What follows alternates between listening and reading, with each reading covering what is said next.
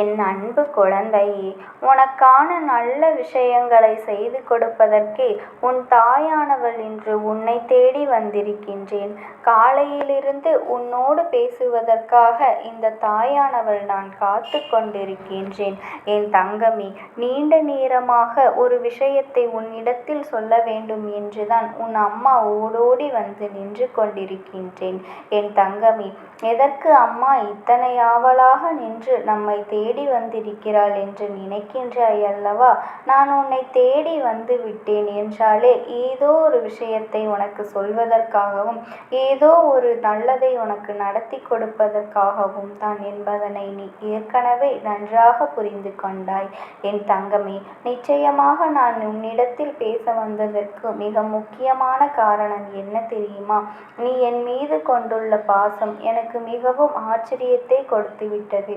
இவ்வளவு அன்பு உனக்கு என் மேல் உள்ளது என்றால் நீ என் மீது காட்டும் அன்பை உன் கூட இருப்பவர்கள் யாராக இருந்தாலும் யாரும் உன் மீது உண்மையான அன்பு கொண்டிருக்கிறார்களோ அவர்கள் மீது சிறு துளி அளவு காட்டினாலே போதும், உன்னுடைய பாதி துன்பங்கள் உன்னை விட்டுவிடும். என் தங்கமே, அன்பு என்ற ஒற்றைக்காக ஏங்கி தவிக்கின்ற உள்ளம் இங்கு நிறைய இருக்கின்றது.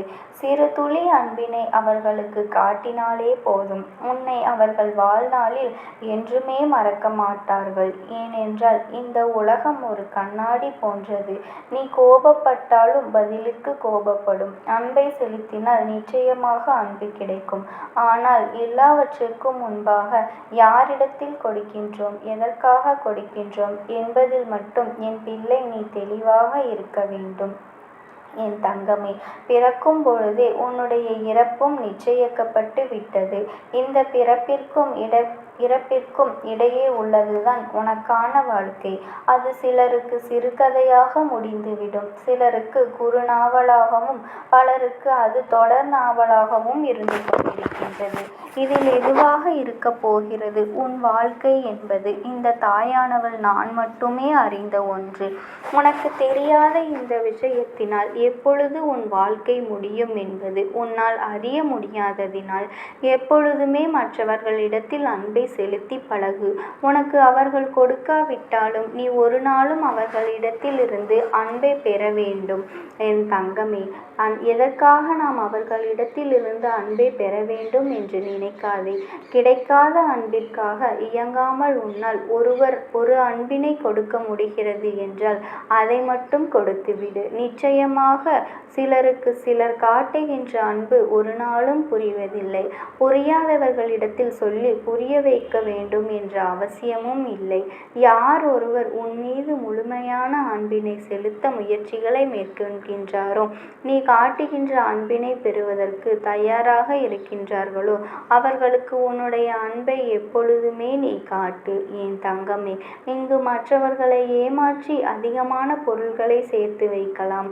ஆனால் அதை அனுபவிக்க விதியை ஏமாற்றி ஒரு நாளும் அவர்களுடைய ஆயுளை அதிகரிக்க முடியாது. ஒருவரை வீழ்த்தி அதில் கிடைக்கின்ற அற்ப சந்தோஷத்தை விட வாழ வைத்து பார்ப்பதில் கிடைக்கும் சந்தோஷம் மிகவும் பெரியது. மற்றவர்களை மகிழ வைக்கக்கூடிய தருணங்கள் மட்டும்தான் நீ மனிதனாக வாழ்வதற்கான நேரங்கள். என் தங்கமே, உன்னிடத்தில் செல்வாக்கு இருக்கின்றதோ இல்லையோ, ஆனால் உன்னுடைய உயர்வான எண்ணங்கள் தான் உன்னை நிச்சயமாக ஒரு உயர்ந்த இடத்தில் அமர வைக்கும் என்பதனை நீ மறந்து விடாதே.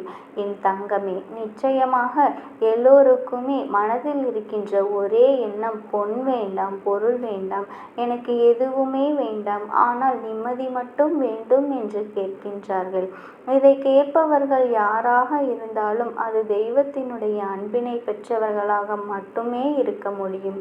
என் தங்கமே, எப்பேற்பட்ட சூழ்நிலையாக இருந்தாலும் வாழ்க்கையில் தனித்து நிற்க பழக வேண்டும். உன் மீது உனக்கு இருக்கின்ற நம்பிக்கை அது ஒருவேளை உனக்கு இல்லாமல் போய்விட்டது என்றால் கடவுளே நேரில் வந்து உன் கண் முன்னால் நின்றாலும் நிச்சயமாக அதனால் உனக்கு எந்த பலனும் இருக்க போவதில்லை.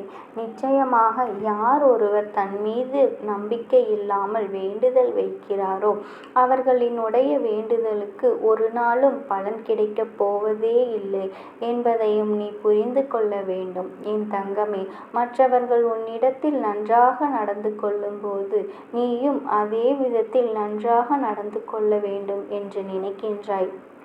ஆனால் எல்லோருமே நேர்மறையான சிந்தனைகளோடு நடப்பதில்லை. உன்னுடைய நோக்கம் சிறப்பாக இருந்தாலும் நீயும் மற்றவர்கள் நடத்துகின்ற விதம் எப்பொழுதுமே எப்படி இருக்கின்றதோ அதை பொறுத்து அவர்களை நடத்த முயற்சி செய்கின்றாய் என் தங்கமே. அப்படி நினைக்கும்போது மற்றவர்களின் உணர்வுகளை அது காயப்படுத்துவதாக மாறிவிடுகின்றது என் தங்கமே.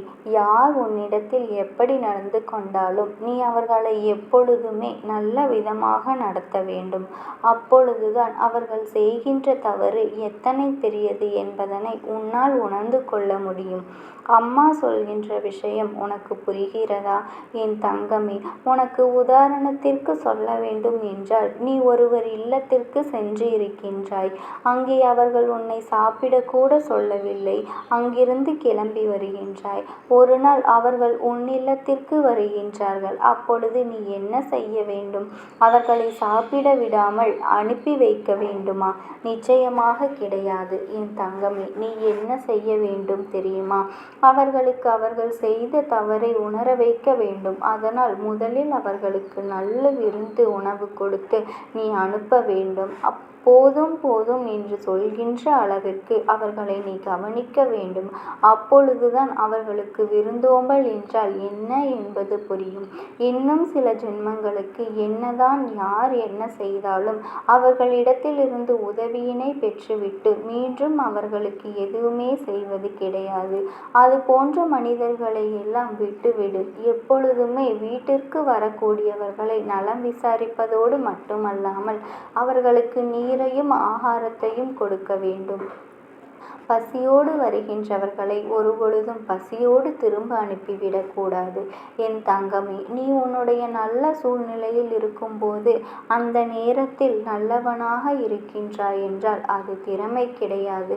உனக்கு மோசமான சூழ்நிலைகள் வாழ்க்கையில் ஏற்பட்டாலும் கூட அந்த நேரத்திலும் நீ நல்லவனாக இருப்பதுதான் உன்னுடைய திறமை என்பதனை நீ மறந்து விடாதே என் தங்கமே. உன்னுடைய சூழ்நிலைகள் எல்லாம் உன்னுடைய தலையெழுத்தை மாற்றி எழுதிவிடும்.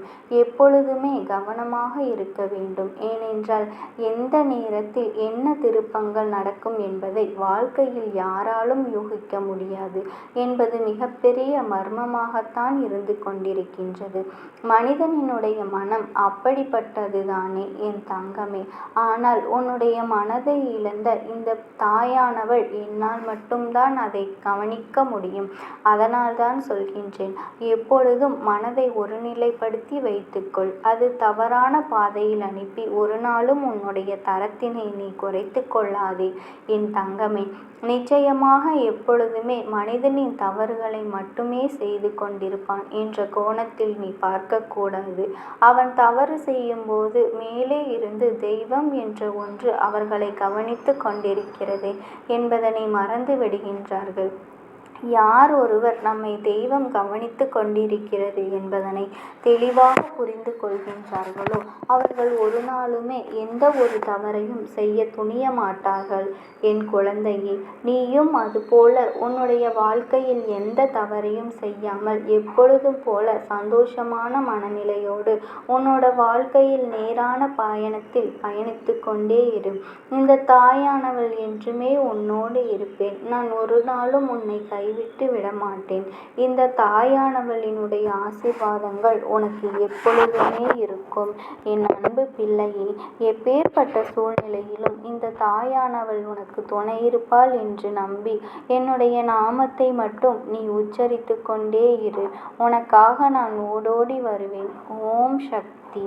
ஓம் ஆதிபரா சக்தி.